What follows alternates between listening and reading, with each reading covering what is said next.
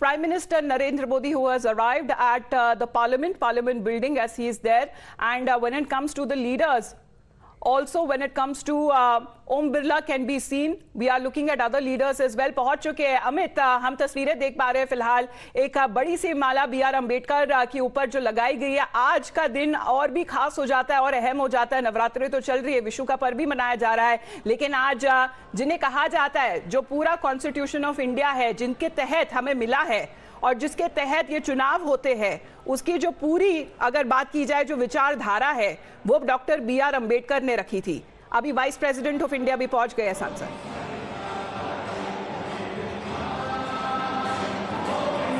जी हाँ, सारे लोग पहुंचे हैं और पार्लियामेंट के भीतर प्रधानमंत्री के साथ तमाम लोग उनको श्रद्धांजलि देंगे, उनको याद करेंगे। और ये खास मौका भी है, देखिए, इसीलिए जब यहाँ पर मंच की बात होती है तो मंच पर भारत का संविधान रखा गया है। उसकी वजह यही है कि ये जो भारत का संविधान है, जो कि देश आज जो पूरा देश चल रहा है वो उस संविधान के बल पर चल रहा है और उनको बनाने वाले B.R. अम्बेडकर है, जो कि उनको लीड किया था, उस पूरी कमेटी को लीड किया था। लेकिन देखिए, मुझे लगता है कि इस देश में बार बार इस बात को लेकर हो रहा है और खास करके इस सरकार पर आरोप लगाया जाता है कि संस्थानों को लेकर चाहे तमाम विपक्ष इसी बात को लेकर हमला करते हैं।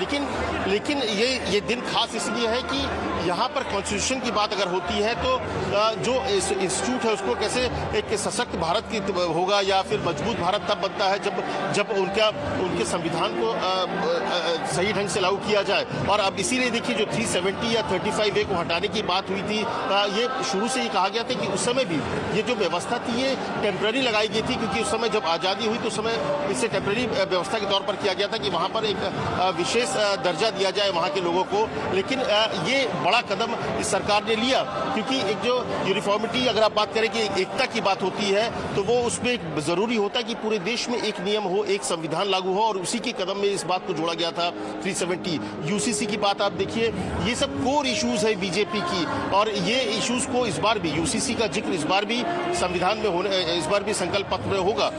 अगर आप देखिए तो पहले अगर 19 और 14 की अगर आप संकल्प पत्र की बात कीजिए तो जो 14 का संकल्प पत्र था वो एक भारत श्रेष्ठ भारत के नारे के साथ था, सबका साथ सबके विकास के साथ था। लेकिन उस पर फोकस ये था कि जो पिछले 10 सालों में जो यूपीए सरकार के दौरान जो एक अव्यवस्था थी उसको दुरुस्त करना है।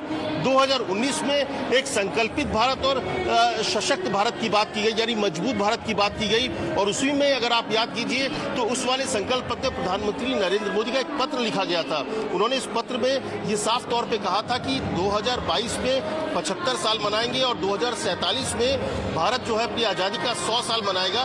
तो ऐसे में जो अगले 25 साल के लिए एक नींव रखनी है, मजबूत नींव, वो 5 साल में रखनी है। और इसीलिए अगर आप देखिए तो पिछले साल 1.5 साल से भारत में जो नरेंद्र मोदी प्रधानमंत्री है वो अपनी भाषणों में इस बात का जिक्र करते हैं कि भारत अब उस पोजीशन में पहुंच गया है जहां से आप 5 ट्रिलियन इकोनॉमी की बात कर रहे हैं, जहां पर आप दुनिया की 3rd सबसे बड़ी इकोनॉमी की अगर बात कर रहे हैं और भारत को एक विकसित भारत के रूप में बात करने की बात कर रहे हैं। Describe the live pictures that are now coming in. The President of India, Draupadi Murmu, paying her tributes to the architect of the Indian Constitution, Dr. B.R. Ambedkar, as far as when it comes to working tirelessly and up to the position of a top-tier lawyer, a freedom fighter, the man who drafted India's constitution, setting an example for all of us. His legacy continues. And today, remembering him fondly, and today also being the occasion when the BJP will be releasing its संकल्प पत्र। अमित, अगर ये तस्वीरों के तहत हम देखा जाए तो आज का दिन इसलिए चुना गया है शायद याद करने के लिए कि आखिरकार जो वादे किए गए थे कि भारत जिस तरीके से सबसे बड़ी डेमोक्रेसी है, लोकतंत्र है, वो आखिरकार किसके बजट बनी है। Dr. Ambedkar, as far as Prime Minister Narendra Modi is also concerned, we are getting those pictures now.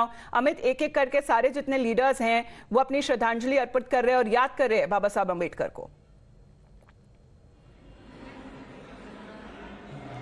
जी हाँ, देखिए, मुझे लगता है कि जो अम्बेडकर को इसलिए भी याद किया जाता है क्योंकि उन्होंने जो संविधान बनाया और आज उस मजबूती के साथ दुनिया का जो सबसे बड़ा लोकतंत्र के तौर पर अगर भारत को जाना जाता है तो उसकी बड़ी वजह यह है कि हमने उस संविधान को अडॉप्ट किया है जो बाबा साहब अम्बेडकर के जिसकी अध्यक्षता में ये पूरा बना था कॉन्स्टिट्यूशन। और उस कॉन्स्टिट्यूशन को लेकर भारत ने एक मजबूती से आगे बढ़ा है। उस डेमोक्रेसी में जो जगह दी गई सबको, सभी धर्म, सभी जात, सबके लिए जगह थी। और उसको जो एकता, विविधता में एकता की जो बात की गई, वो वही सबसे बड़ी ताकत थी उस संविधान की, जिसके दम पर आज भारत दुनिया में उस पोजीशन पे है जहां दुनिया के सभी बड़े देश, चाहे अमेरिका हो चाहे कोई भी देश हो, इसीलिए भारत की प्रतिष्ठा एक अलग है। क्योंकि उन्हें भी नमन करते हुए, as far as the prime minister is concerned, leaders from the opposition parties, हमने देखा कि कांग्रेस पार्टी की तरफ से भी बड़े नेता हैं, वो भी शामिल हैं।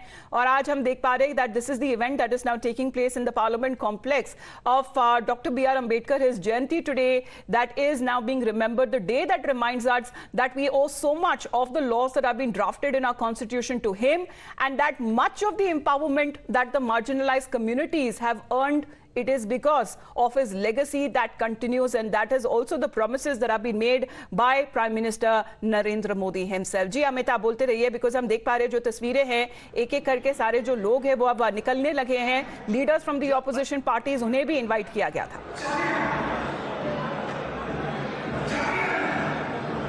जी हाँ, सभी को बुलाया गया है, सभी लोग वहाँ मौजूद थे। और क्योंकि अम्बेडकर साहब वो हस्ती है जहाँ पर आप राजनीति से बाहर निकल कर बात करते हैं, वहाँ पर राजनीति के साथ आप नहीं जोड़ सकते हैं कि ये उनके साथ जुड़े हैं। चाहे तो तमाम ऐसे लोग हैं जिनको आप भाजपा के साथ, संघ के साथ या कांग्रेस के साथ जोड़ लें, लेकिन बाबा साहब अम्बेडकर वो शख्स है जो जिनके साथ हर कोई जुड़ना चाहता है। और सबसे बड़ी बात देखिए, जैसे कि आप बात करिएगा, यहाँ पर सीए की बात होती है, जहाँ पर नागरिकता देने की बात होती है, ये भी उस समय की बात थी। संविधान में इस बात का जब वहाँ पर देश आज़ाद हुआ उस समय ही नेहरू से लेकर तमाम लोगों ने जिक्र किया था कि हर किसी को वो अधिकार मिलना चाहिए। और इसीलिए उस कानून को बनाने का काम नरेंद्र मोदी सरकार ने किया कि जो लोग हैं जो कि अल्पसंख्यक हैं, चाहे पाकिस्तान में हो, अफगानिस्तान में हो, बांग्लादेश में हो, उनको वो सम्मान, वो स्थान मिलना चाहिए, क्योंकि उनके लिए भारत के अलावा दूसरा देश नहीं है।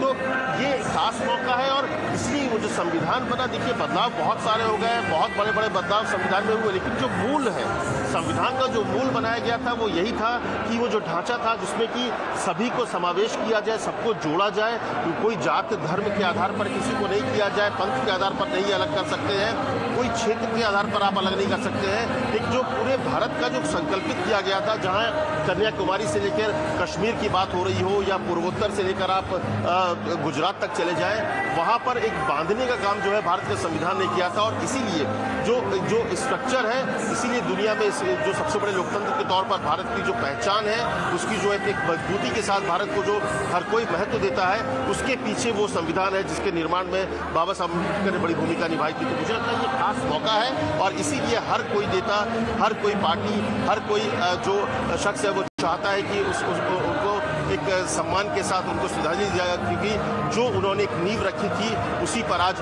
भारत, उसी संविधान पर भारत आज आगे बढ़ रहा है। और वही जो है भारत की सबसे बड़ी ताकत के तौर पर आप कह सकते हैं, मजबूती जो ताकत है वो भारत का एक संविधान है। Staying with those pictures that are now coming in, Rajagopalan sir, अगर बात की जाए बाबा साहब अम्बेडकर की, उनकी लेगेसी की सर, तो थीम्स जिससे ज्यादा बात की जाती है which is social justice and equality. How do you believe that this time around, even when it comes to Prime Minister Narendra Modi and his government have been taking forward the legacy of Dr. B.R. Ambedkar?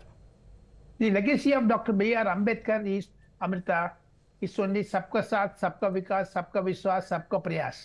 That is his motto. And if you remember, Mr. Narendra Modi has been espousing the cause of Sabka Saath, Sabka Vikas.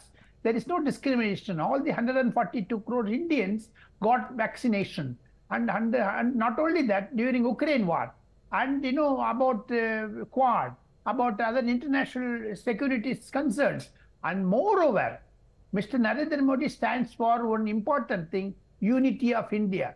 If I see that, Congress manifesto and also the BJP now would be released manifestos or having some sort of distinction.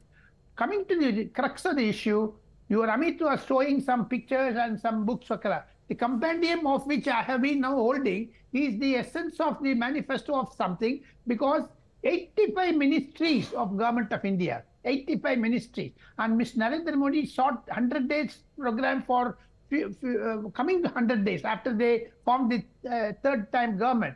So the substance of that is incorporated in this manifesto. Primarily, I would like to also say that Kachcha TV is going to get importance in this manifesto, because Prime Minister opened up in not only in Parliament in November 2023, even last week, he commented on what Mr. Yes, when he Annamalai was got in Tamil RTI. Nadu, he did make a mention. But talking about today's occasion, because two live pictures that we are showing our viewers right now to the left, as far as remembering Dr. B.R. Ambedkar on his Jayanti, his strong beliefs in the constitutional system, which is the very foundation of our democracy and good governance. And to the right, union ministers and several top BJP leaders have started arriving at the BJP headquarters. We are standing by for the arrival of the Prime Minister as well.